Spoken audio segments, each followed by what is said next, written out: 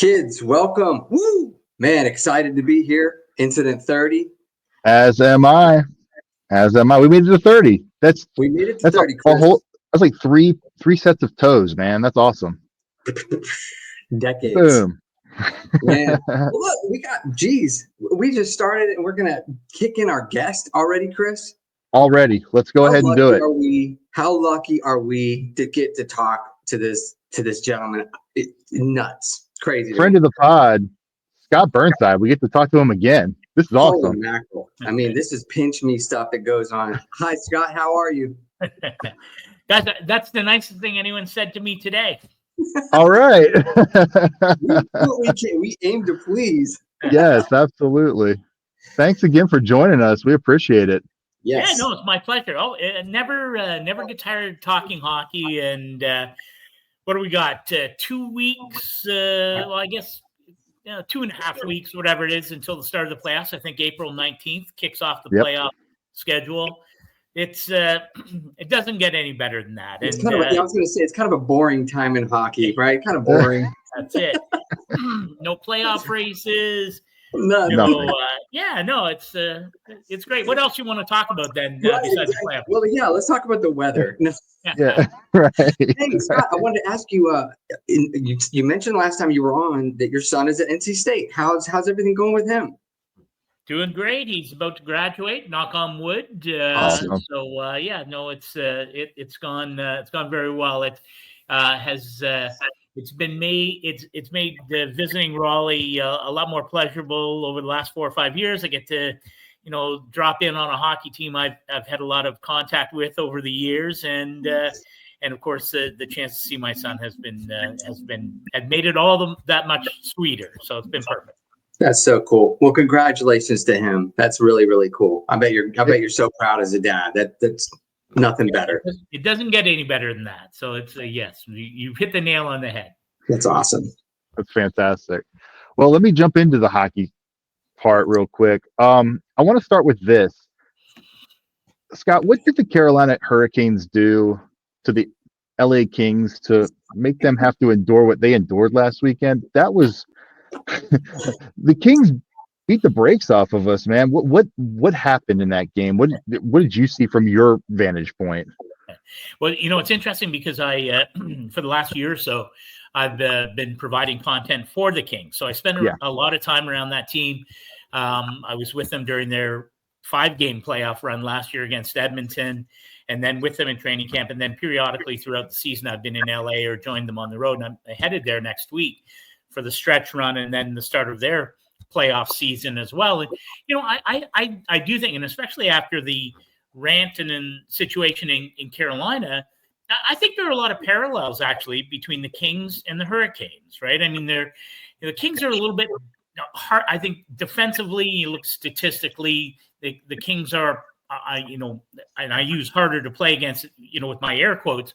But in terms of how they play the game and how their teams are structured, I do think that they're quite similar, right? I mean, the Kings' success this year is especially offensively, is due to a really potent depth scoring, right? I mean, they don't have a point a game guy. They don't have a guy who's going to win an Art Ross or probably have discussion about the Hart Trophy, but they have, and especially with the emergence of Quinton Byfield in the last 3 or 4 months, took him a little while to get going this year, but sort of finally settled into that center role and really embracing his skill set, and big, fast. I said on a podcast I do for the Kings this week that I have to believe that Team Canada's management has to be taking note of what we've seen from Quinton Byfield over the last 2 or 3 months. And, he's at a point in game pace, really driving play.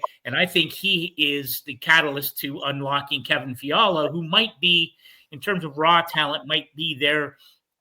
They don't really have a game breaker, but he is a guy that has that kind of skill set. And so, the trade deadline, again, it's sort of interesting between the two teams, Carolina and the Kings. Kings pick up Andrei Kuzmenko. They had some cap space. They have some capital, draft capital, those sorts of things. And I know Kings fans were a bit disappointed, right?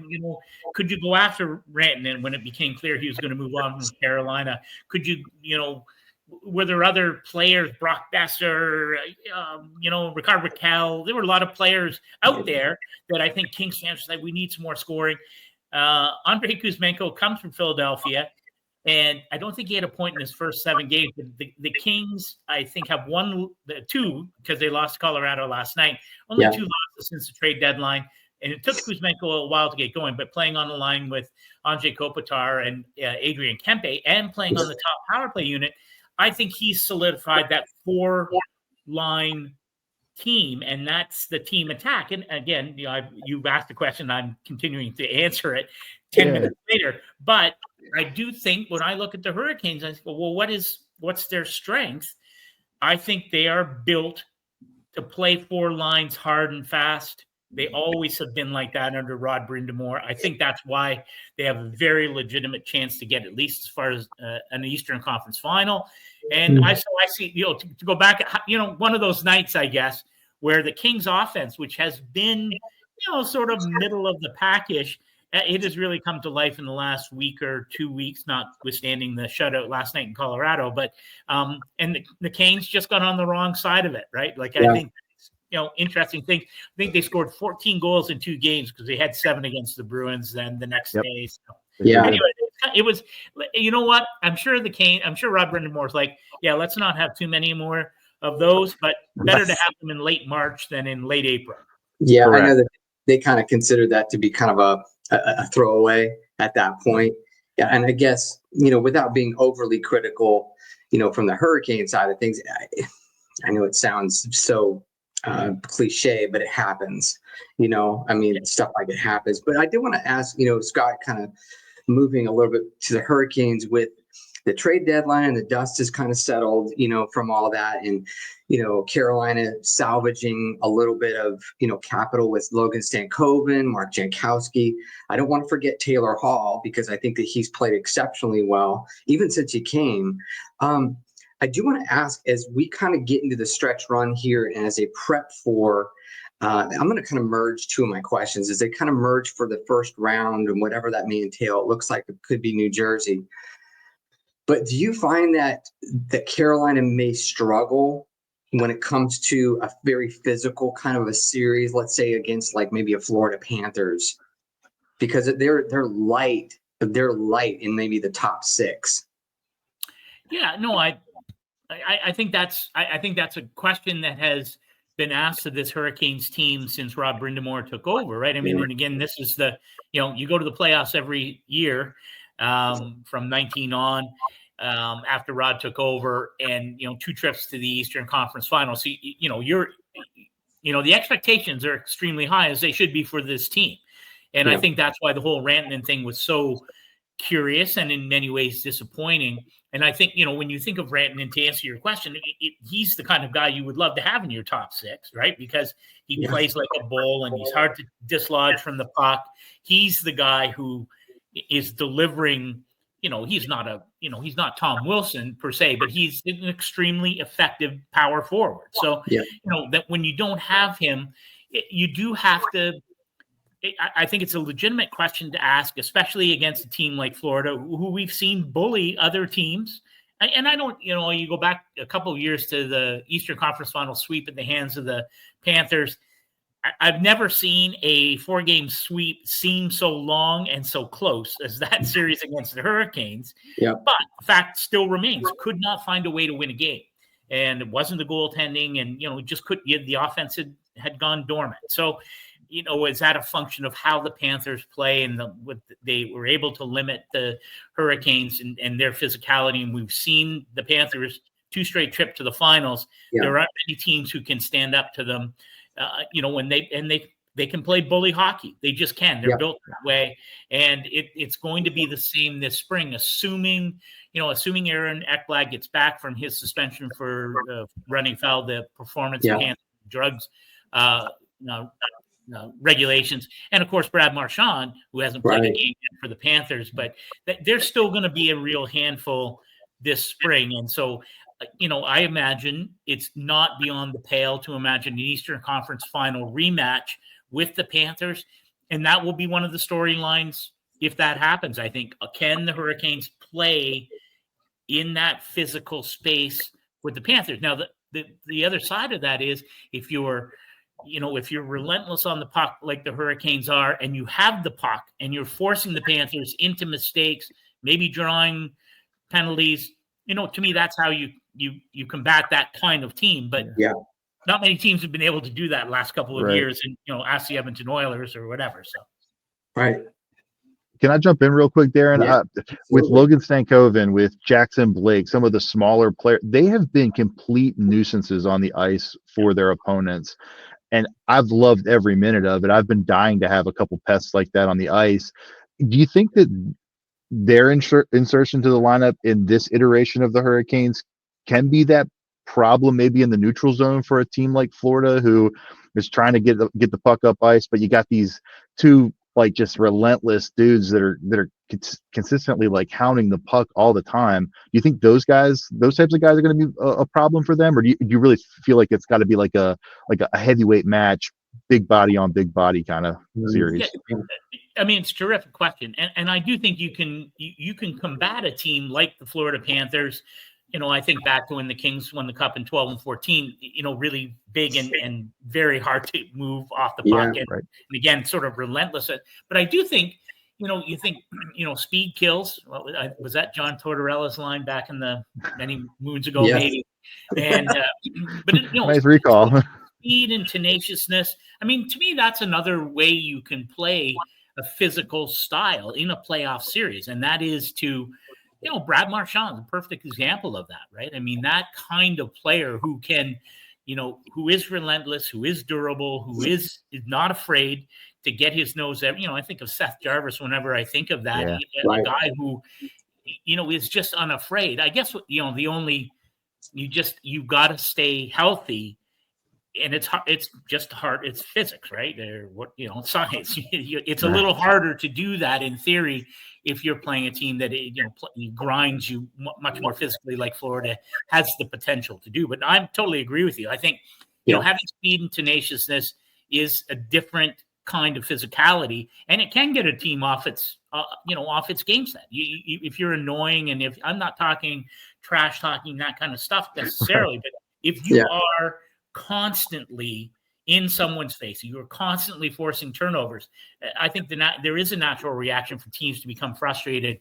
If you're not a mature, team, which Florida is, of course. But and I gotta say, and I'll just piggyback off of Chris. Chris loves Jackson Blake. I love that guy. Chris is a huge fan of Jackson Blake, and I think that kind of he fits that mold exactly. In fact, I think that he's almost become even more of a pest than like even Jarvis to an extent, because of the way that he's able to come from behind and pickpocket guys from a defensive standpoint. So I got to give Chris a lot of credit. He's been on Jackson Blake for a long time. Yeah, well, I'm old. I've covered his dad, so that's the reality of time passing. But no, I totally agree, and I think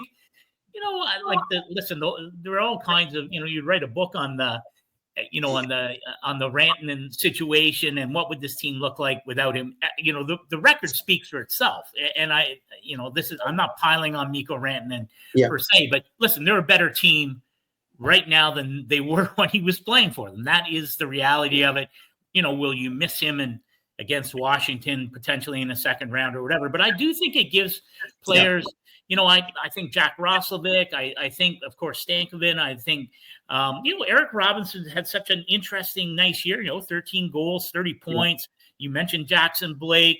And maybe the guy for me, I did not think Taylor Hall was a particularly good fit to begin with, and it took him a long time to sort of get rolling. But I don't. There's only so much room, in your top six on your two power play units.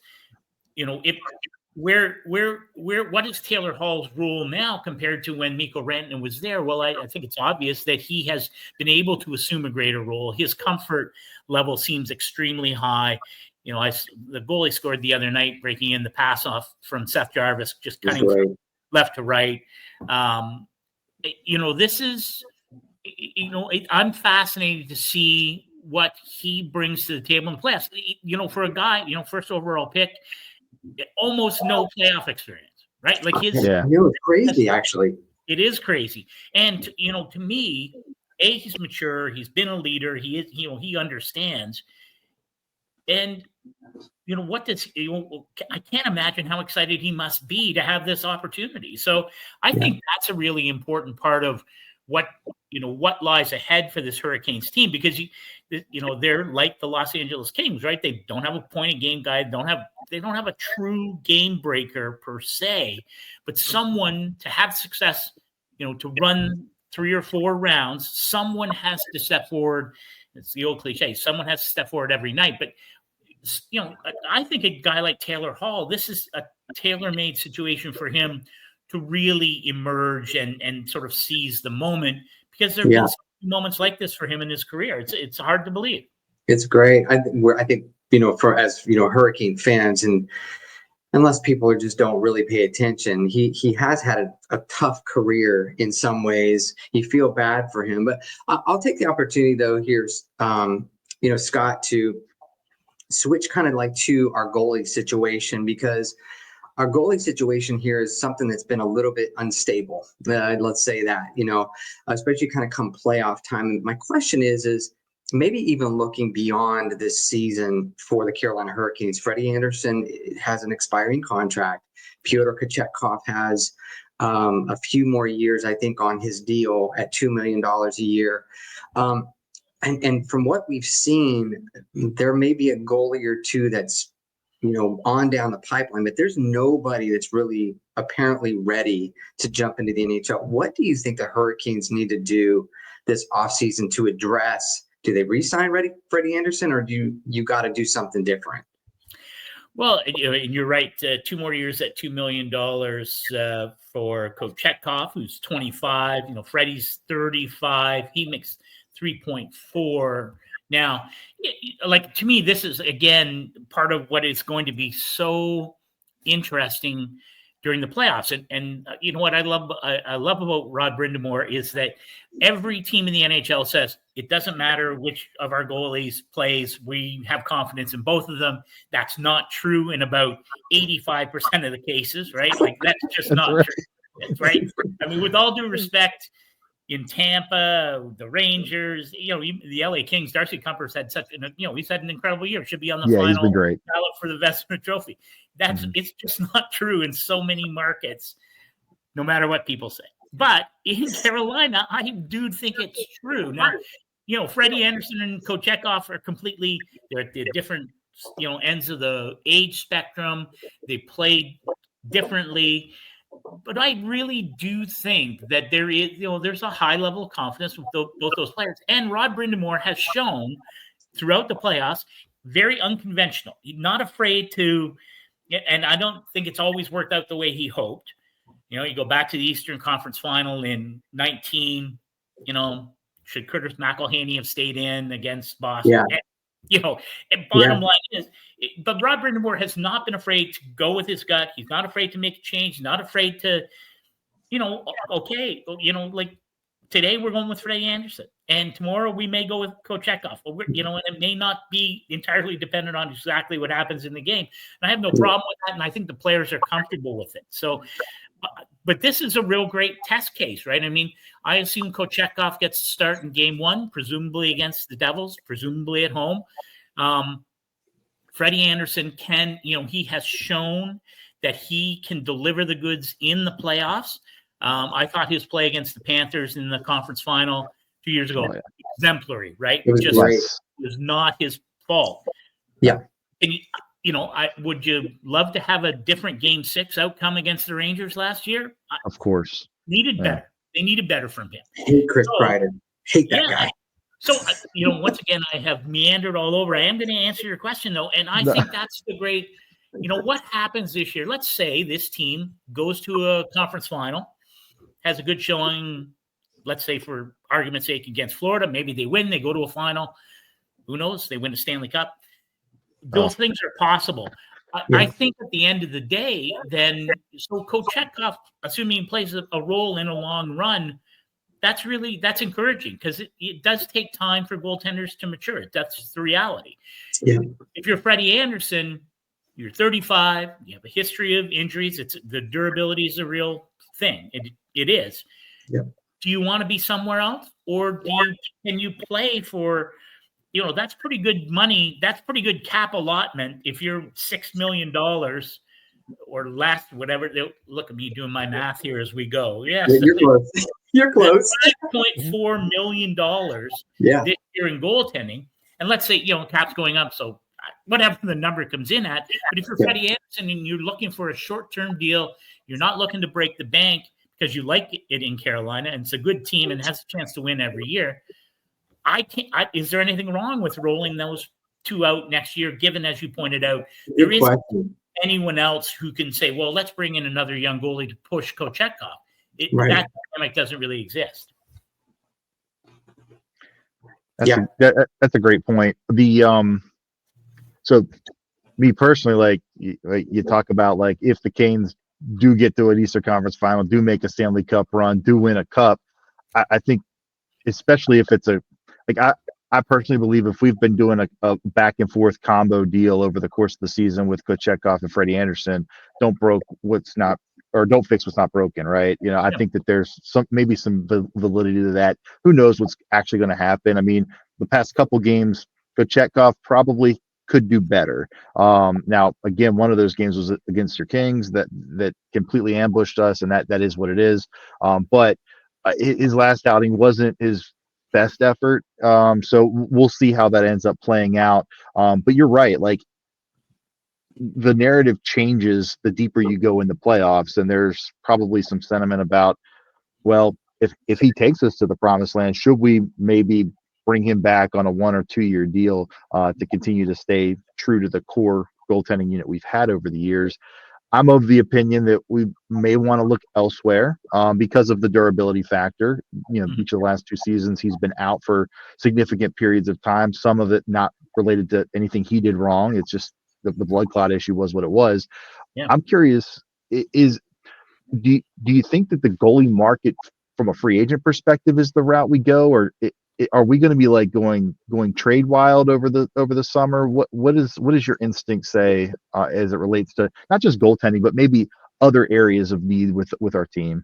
Yeah, no, it's a great question, and again, I think so much when you think about what does this team look like moving forward? It's one of the youngest teams, right? Like, the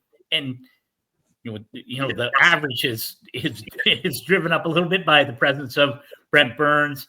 But it's also a team that's going to have, so you mentioned Freddie Anderson, obviously Brent Burns, Dmitry Orlov, both coming to the end of current contracts, and they account for $13 million, basically $13 million. You've got some other UFAs, Taylor Hall and Roslovic, but guys that Eric Robinson, to me, those are guys that will want to come back and maybe, and again, with the cap going up, and not just going up next year, but over the next 2 or 3 years, really going to take a significant jump. It does give you the flexibility to maybe make a bigger ad, to maybe it's a hockey deal, maybe it's a free agent. You feel, and again, it's so much, it's colored by what happens to you in the playoffs. If you get bounced by the New Jersey Devils in the first round and your goaltending's not very good, then to me, then you have to rethink that. If that's the case, and that's what, do you allow Brent Burns and Orlov to hit the market and look to either bring in and I have to go back and look at the list of, maybe top 4 defensemen that you could sign as free agents, or is there a hockey deal out there where you can bring someone in via trade who's got term, and then, you start to rebuild that way. Again, I just think, I think Eric Tulsky has done a marvelous job. The jury is going to be out on how this whole Rantanen thing plays out, but can't deny the capital heading into the draft in June that he has acquired. And then the ability, again, I just think the hockey ops department there, Darren York probably doesn't get nearly enough credit, but 100%. talent and to identify players, not just talented players. It has to be a specific player who can play in this system. So, Right. I'd be shocked if they lose in the first round, but if you do, then maybe, your business has to, you take a harder look at it, because that would be embarrassing, frankly, if you lost in the first round. So, but it is a great question. And to me, the Hurricanes are a team that, assuming owner Tom Dundon continues to spend to the cap, which has been his hallmark since, taking over the team in early 2018. Now the cap's going to go up. It's a lot, but if you're still a cap team, then, the Hurricanes will always be in the market for top end players. And I think they are going to be players, continue to be a market that players want to come and play for. I think the Rantanen thing is a blip on the radar. And I think anyone who suggests, well, Rantanen didn't like Raleigh, or, I haven't talked to anyone who believes that's a thing. And the reality is there are markets where it is a thing. And it's a thing in Winnipeg, and That's it's a true. thing in Buffalo, and it's a thing in, it's a thing in different markets. It just is. I don't think that's the truth in Raleigh with the Hurricanes. Not yet. That's wow. I think, Scott, without maybe blowing smoke, I just feel like you just hit the nail on the head. And I'd like to, if it's okay, to stick with Eric Tulsky for just a moment. Mm-hmm. If I recall, he took a lot of heat through this process. And Chris and I, jokingly, we, one of our last instances, we like, okay, it's time to close, not the book, not the chapter, but the half a page that was written on Mikko Rantanen in the Carolina Hurricanes history books.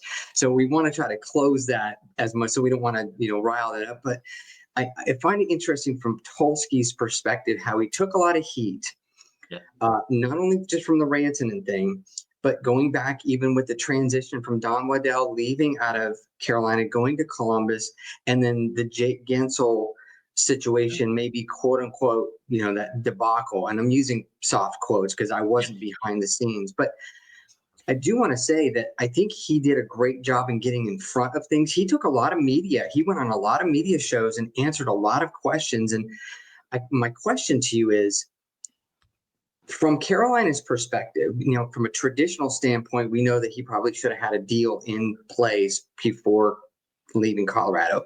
The traditionalists would say that, but I'm curious how you may view it. Is this just is this a blown opportunity of taking a swing at the fences, or is this a new style of hockey business? Yeah, I think you may be onto it there, and again, in the aftermath of all this, where the truth probably lies somewhere in the middle of what everyone's version of this, and I got to tell you, in general, I never think it's a bad thing if a team takes a swing. I spent a lot of time in Pittsburgh and Washington over the years, spent a lot of time following Sid and Ovi. And every single year, Brian McClellan, who was the longtime PM in Washington, and, first it was Ray Shero, and then, Jim Rutherford after that. Those guys, every year it was like, we're going after it. And you don't do that without ownership's blessing, or it's sometimes not even a blessing. Sometimes it's a mandate from ownership. And I think, I thought I was a bit surprised that Gensel didn't stick around in Carolina. And you hear various things about what, at the end of the day, where there are a couple of tiny little things that may have led him to hit the market and obviously end up in Tampa. Maybe you learn a lesson there or not. The Rantanen thing to me is interesting because the body language and frankly, the level of play and the results, it looked like not a great fit right from the get-go. And, I wondered, and I think Eric addressed this, but by the time you make the deal with Dallas, you get 2 firsts, 2 thirds. I think a lot of people are like, in a perfect world, would you have converted some of that draft capital to a top 6 forward, Ricard Raquel, Brock Besser, whatever, again, not everyone can play in Carolina, and there's no sense just adding someone because we get jilted by one guy. We've got these picks. We can do a deal to bring in a player who is, fits the definition of a top 6 guy, but doesn't fit, and especially after things had gone sour with Rantanen. So I get that, the path that was taken. Now, will it be borne out? Stankoven has a great playoff.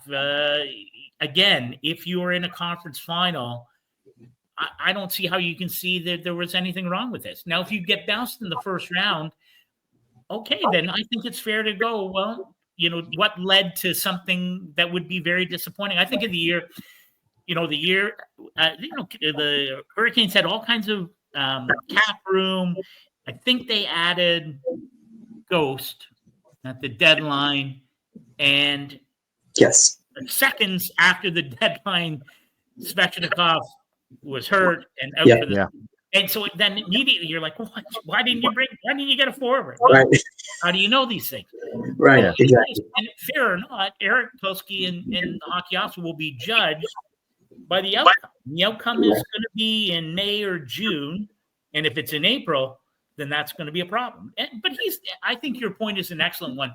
I thought the fact that Eric Tulsky, who is a bit of an unknown quantity in the NHL, he's not an NHL player. He's not Chris Drury. He's not Bill Guerin. I thought the fact that he answered all kinds of questions, he was front and center. He owned what happened there. Right. I think that's a great thing. Like, who doesn't, if I'm a player or an agent, I'm like, okay. Yeah. I trust that. Because there are some GMs, there are organizations who are very much a closed ship and don't are very, I think it's preposterous, frankly, but don't talk, or their coaches can't talk. And I'm like, what are you selling? Right? You're selling a game. Great point. No comment on this, or there are GMs who talk to the media twice a year. I'm like, how are you selling the game? That makes no sense to me. That's a great point. I thought Eric did a great job in saying, I am not afraid to answer questions about this. And I think that shows respect for the game. And I think it shows respect for a fan base who are interested, right? They want to know what's going on. So tell them. Yeah. No, your point about Tulsky is fantastic. Like, just getting out in front of it and being kind of like an ambassador, not just to the game itself, but also to the market, the region that you're in. I do want to point out we're talking about conference finals, second round, maybe a Stanley Cup final for the Carolina Hurricanes, and I just want to point out, I guess maybe beginning of the season when we looked at losing Shea, losing Pesce, losing Teuvo Teravainen, losing all these different pieces, Gensel going to Tampa, and then you bring in Carrier, Roslovic, and you're looking at it, it's like, what kind of team is this? And I think Darren and I both were like, this is like the retool before the next window, or maybe we're opening the window next year as opposed to this year. But frankly, I agree with you. I think it would be a little bit of a disappointment if we do not go beyond the first round of the playoffs in a retool year, which is pretty impressive given what we had coming into the season and what we thought or expected the season might look like. Wouldn't you agree? Yeah, no, I totally, I think and listen, a lot of people, looked at this, okay. I don't think people thought, well, Carolina won't make the playoffs. I think it was legitimate to ask, are you a bubble team now? How big is what I said? Yeah. And now, as we're chatting here today, sixth in the NHL in points, sixth in points percentage, second in the Eastern Conference. And they play, again, they still play. I love to watch them play, right? It's fun to watch. It's so fierce, and it's so there's nothing passive about the way they play. And I love that. And, it would be, can they, not to draw all parallels to the Kings, but can you find enough people who can score enough goals at the critical times? Again, listen, New Jersey, let's be honest, no Jack Hughes, no Dougie Hamilton. Right. Teams they've struggled a lot recently, and if you, honestly, it would be the Kings are a better team than New Jersey Devils. They just are right now. That is the truth of it. Doesn't mean they will win that series, but they should. And then if you imagine the second round series, again, I know Washington. I covered a Washington Capitals series when they won the President's Trophy against 8 seed Montreal, and it was over. And the Habs won that series. So never count anything. But how much fun would that be? A Washington team, Ovechkin. Does he set the record before the end of the regular season? All that kind of stuff, and a team that is really defied description after being embarrassed in the first round by the Rangers last year, could well win a President's Trophy. Yeah. Pretty much locked up the 1 seed in the Eastern Conference. I think that would be a tremendous matchup. And I think, frankly, the Hurricanes match up pretty nicely against the Caps. I think it would be a ton of fun to watch. It would be a fun series. So anyway, look at me counting all the chickens before.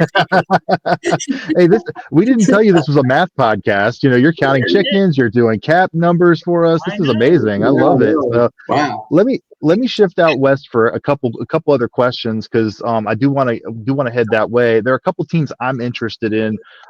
The Minnesota Wild and the Edmonton Oilers, they've been dealing with injuries recently. You got Vancouver and Calgary kind of sniffing around. St. Louis appears to kind of have a stranglehold of one of those wild card spots.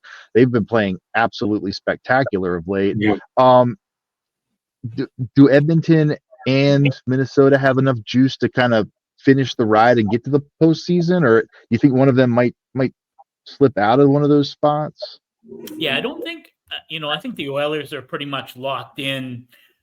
I think that, frankly, they're locked into what would be the 4th straight meeting with the LA Kings. Yeah. Minnesota's a little bit different. And you mentioned that, not having Kirill Kaprizov is just, it's just, they've had a bunch of Eriksson Ek's been in and out, and it's been very difficult for them.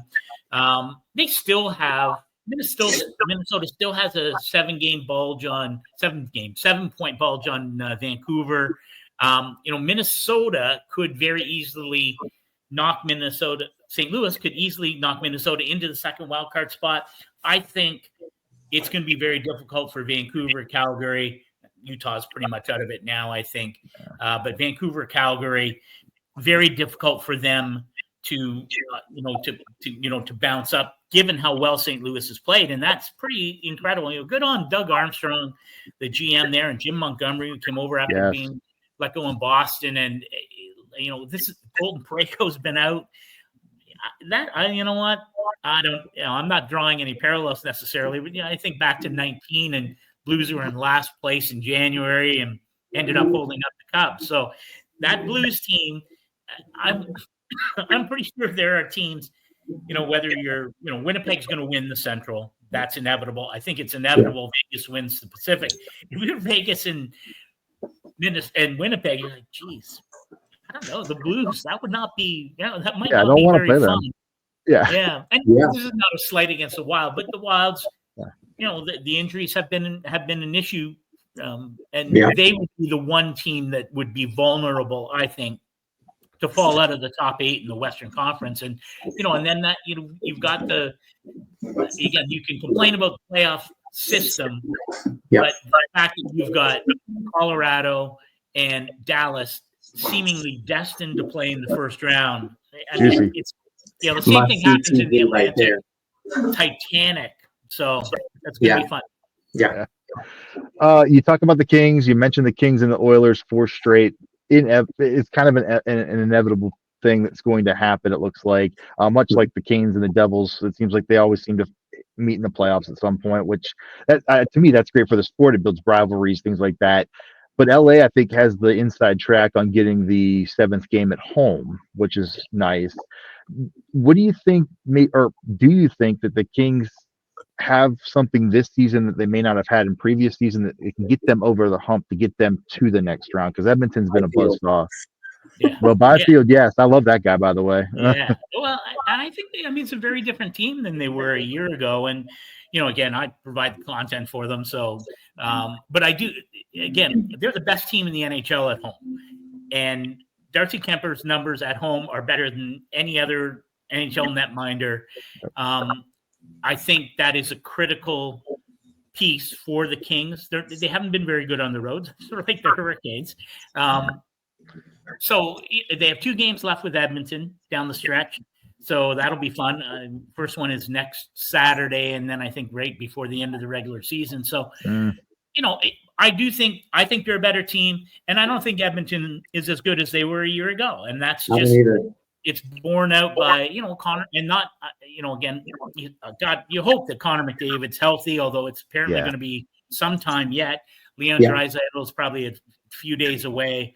But they aren't as good. And you look at what Dylan Holloway and Philip Broberg are doing in St. Louis, 2 players signed away from Edmonton by the Blues via offer sheet. It's been a tough year for Jeff Skinner. It's been a tough year for Victor Arvidsson. I think it's legitimate to ask whether the Oilers have the depth to move, deep in the playoffs as they obviously did last year.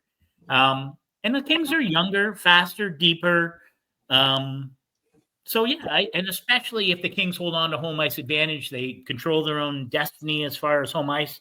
I do like their chances, and their record against playoff teams is excellent. They're not a team that wilts when the competition heats up. So I'm looking forward to it. There are lots of people that, oh my God, Oilers Kings 4 years in a row. Come on, give us a break. I look forward to it. Yeah, it should be fun. I for one, am thankful that Los Angeles is on the West Coast, so we don't have to see them to a Stanley Cup final. Because I love Kempe. I love Adrian Kempe. He's one of the guys that I've been kind of keeping an eye on. Scott, if it's okay, I want to ask you one more West specific on a specific team out of the West. Of course, it's Dallas, but it's not a Mikko Rantanen question. But it's Tyler Seguin and Miro Heiskanen. They're both on IR. Is there any idea of their health currently? I don't know about Seguin. I don't see him coming back. But if they did come back, that is a massive boost to that team. Yeah, and it's a great question. And I must admit, I'm not up to date on when Heiskanen is expected back, and nor Tyler Seguin for that matter. Okay. Tyler Seguin's interesting because they are so loaded up front now. Nuts. Again, you always find room for Tyler Seguin, but that Jim Nill has done such a marvelous job with that team and the building of that team. And, I think of guys like Wyatt Johnson and Mason Marchment and Matt Duchene, there's a guy that, Nashville could not wait to see the back end of him, right? He bought out, I believe, Ryan Johansson. Yeah. There's a guy who's going to be north of a point a game, and man, they are, they're the real deal. The crazy thing is that, Colorado and Dallas are both going to finish in the top 4 or 5 in points and wins, all those things. One of them will be done in 10 days or 12 days in the playoffs. So, and I'm not, I don't know. I think Dallas is wonderfully built. Obviously, if they get Heiskanen back in time for the first round, and I don't know that that's even a possibility. Yeah. That changes the dynamic incredibly. But boy, that first round matchup would be tilt. But Dallas, they just do it the right way there. Pete DeBoer's tremendous. They're a great team, and boy, it will be a long summer if you're the Dallas Stars and the fans there. If you can't beat Colorado in the first round, and is it a coin toss? I don't even know how you would even handicap it right now.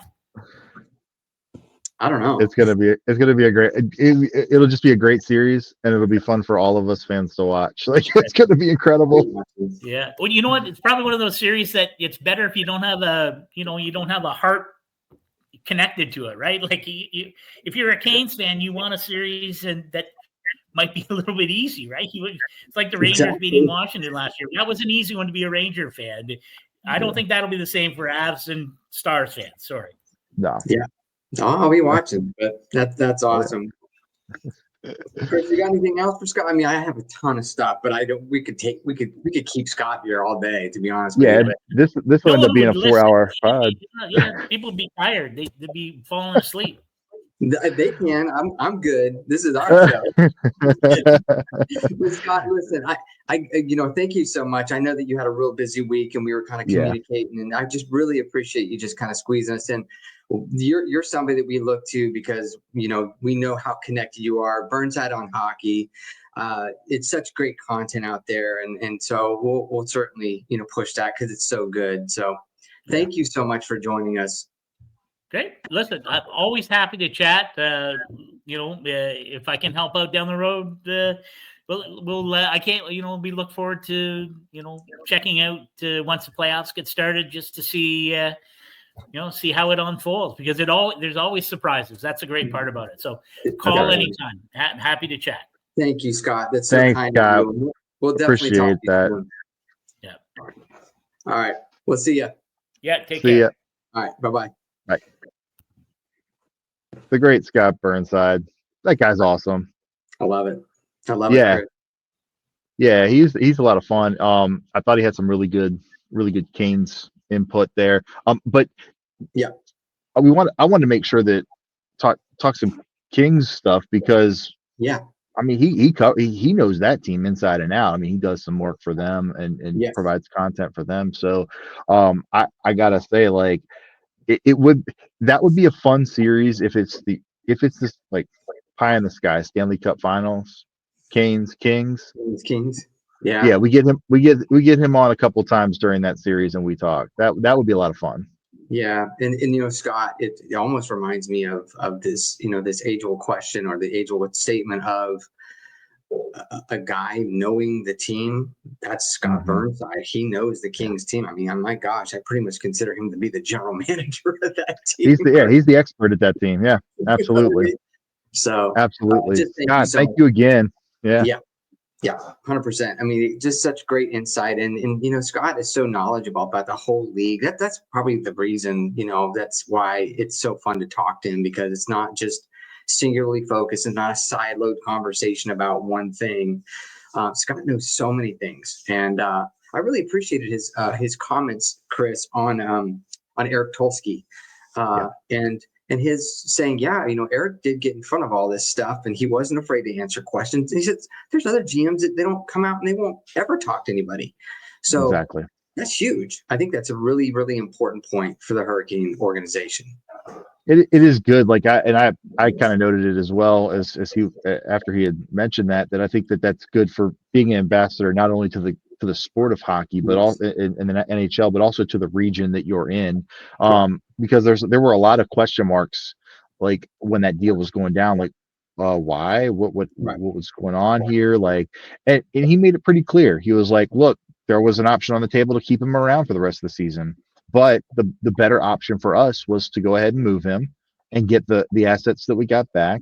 And I think that's bore out pretty well. I mean, we've lost a couple since the deadline, and but we've won far more than we've lost. We've played better too. We've gotten back to the identity of hockey that we're consistently looking forward to on a night in, night out basis with this Hurricanes team. I think St. Coben is fitting like a glove, honestly. Like I call in my blog, I'm calling his office like the right in front of the crease, man. That guy just loves to live there. That's his office. That's where he's trying to do all the dirty work. He's had so many chances. He's going to bust open here soon. I promise. Like, he is going to bust open. He's looked really good as a Hurricane. Yeah, the other part of the conversation, and I'm being careful about obviously looking too far in the future, but I really appreciated Scott's comments on the goalie situation here for us here in Carolina, because without maybe beating a dead horse, with Kochetkov having 2 more years after this year, Freddie Anderson has an expiring contract. We have Yaniv Peretz, and then Ruslan, I think it's Hazaev in the in the minors, and I just don't see them going to be ready. I don't see them being ready next year, especially based upon some of the things that I've seen with Peretz. It seems like he's actually kind of regressing a little bit. Yeah, he's regressed or regressed, whatever. I think there's some trade partners out there, though, that could net us a young goaltender that might be I don't want to say like close to the NHL level, but still maybe in some developmental stage. There's Yeah. also some net minders that would probably be available for trade given the right circumstance. Right. I think he mentioned hockey trades. Yeah. And I think that that's definitely on the table come summertime. There are some names that are staples on this team right now that I think could potentially be moved Yeah. over summer before July 1st, before free agency starts. So Yeah. I would just say that I think we're going to be okay. We'll figure that part out because that's typically how we operate. We load up the defense, we load up the offense, and we figure out the defense, or we figure out the goaltending. That's how we Yeah. do it. That's how we've done it over the years. And if that means re-signing Freddie to a 1 or 2 year deal, I'm not overly enthused or excited about that. But if he's the best option based off of what we know is What's out available? there Yeah. and what's available, then we have to say, because we know that he will play a certain style of game that we've seen and we're comfortable with. I mean, we've gotten 100 points each of the last several years, and Freddie Anderson has been a part of that. So we can't Yeah. discount all of that. The Ranger series last season obviously was, you want that third period back in game 6, like he said, but I am 100% on board with everything he said about that Florida series and Freddie Anderson. He was incredible. And if Bobrovsky wasn't as good as he was, Freddie Anderson would have been a Conn Smythe candidate, not Bobrovsky. Anderson had a great playoffs, and that's why we end up ultimately re-signing him to that 2-year extension after the season, because he was a free agent coming off of that. That's why we re-signed him. And then he had the blood clot thing last year. That's out of his control. And then this year he had some injuries. Again, out of the lineup, your best ability a lot of times is availability, and Freddie, unfortunately, has been unavailable more than he's been available. But when he's been in, he's been pretty decent, especially as of late. Yeah, and I think you mentioned the injury history. We don't want to dive too deep into that, but that's been a huge part of the equation. People will forget quickly that he dealt with 2 major issues in regards to that blood clot, and of course his knee problem, and he had to have surgery on it. So, correct. I hate saying it, but these are the things you got to take in consideration, especially as he's getting older. But you're right on, Chris. If there's a trade partner out there that the Hurricanes can maybe hook up with, and we've talked about this, you and I text about it quite a bit, in regards to maybe potential options, and we'll see what happens. There could be a few things. I'm not quite sure as far as, I don't think from a UFA perspective from the goalie market, I don't think that there's really anything. It's kind of light. But if you can find somebody that has an experienced goalie, or somebody that is ready to move on, or ready to retool, and they've got somebody sitting on their roster that may want another chance, we'll probably explore that later on. So, but man, super cool. Yeah, it was awesome. I did want to point out before we wrap this thing up, we had a special incident that dropped. It wasn't even an incident. It was a thing. It was an in-person interview that we had to sit down with Chuck Caton. And I got to tell you, that was super special. And I remember that day we did. So for those listening to it, now it dropped yesterday, which was March the 27th. We did that on March 3rd. So the beginning of March. It was right after Whalers night. And we sat down with Chuck Caton. We had been planning it for months. And we had so much fun talking to him about all the different things that you'll end up seeing, a lot of it on that those 2 incidents. It's a 2-parter. Part 1 dropped yesterday, the 27th of March. The next one will drop here soon. We're still in post-production on that to get that edited and whatnot. But special thank you, special shout out to your sons and to their friend. That so professional. The folks who put that together, just unbelievable in terms of the way they operated all that. And even Chuck mentioned how professional and how great they did in getting all that set up and making sure that it was done in such a professional manner. So I want to say thanks to them, but special thanks to Chuck Caton for doing that with us. We had a chance to hang out afterwards and grab a meal together and talking about some fun times, fun things. There's some real cool stories in that in those 2 that are upcoming.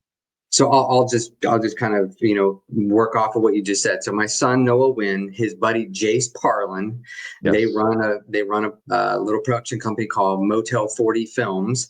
So I'm going to promote them. So they do a really good job. They're young guys. They're really trying to get some traction. And then my other son Joshua Wynn was assisting with some other stuff, with some other co-production stuff. So definitely shout out.